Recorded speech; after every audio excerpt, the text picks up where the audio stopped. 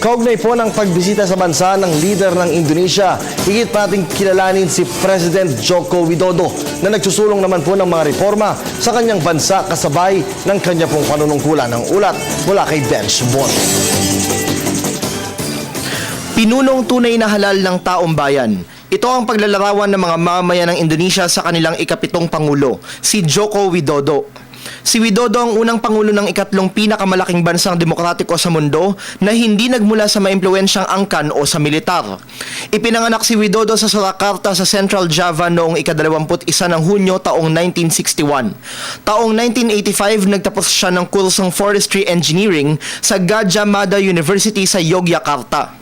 Nagsimula ang karera sa politika ni Widodo sa kanyang bayang sinilangan na Surakarta kung saan siya naglingkod bilang alkalde nito mula 2005 hanggang 2010.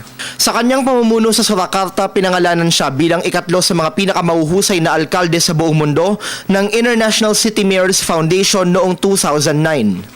Ang kanyang husay muling pinagkatiwalaan ng mga Indonesian nang mahalal siya bilang gobernador ng kabisera ng bansa na Jakarta noong 2012. At nitong nakaraang taon, nahalal siya bilang Pangulo ng Indonesia matapos talunin ang dating general na si Prabowo Subianto sa pampanguluhang eleksyon ng bansa. Sa kanyang inaugurasyon noong Oktubre 2014, hinikayat ni Widodo ang kanyang mga kababayan na magkaisa para sa pagsulong at pag-unlad ng Indonesia. Wala pang 6 na buwan si Widodo sa kanyang tungkulin, ngunit kabi-kabilang mga hamon ang agad niyang hinaharap.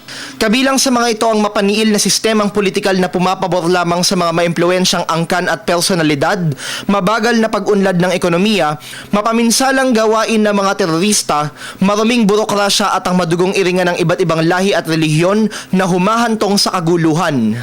Nananatili rin sa panunungkulan ni Widodo ang mahigpit na kampanya ng Indonesia laban sa droga, kung saan ilang mga Indonesian at maging mga dayuhan na ang pinatawan ng parusang kamatayan sa pamamagitan ng firing squad.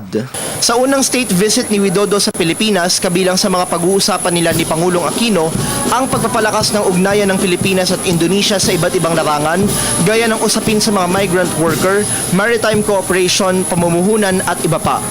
Pang-11 ang Indonesia sa mga bansang trade partner ng Pilipinas, kung saan naaabot sa $3.62 billion ang kabuuang halaga mula sa kalakalan ng dalawang bansa noong 2013. Para sa Telebisyon ng Bayan, Bench Bondo.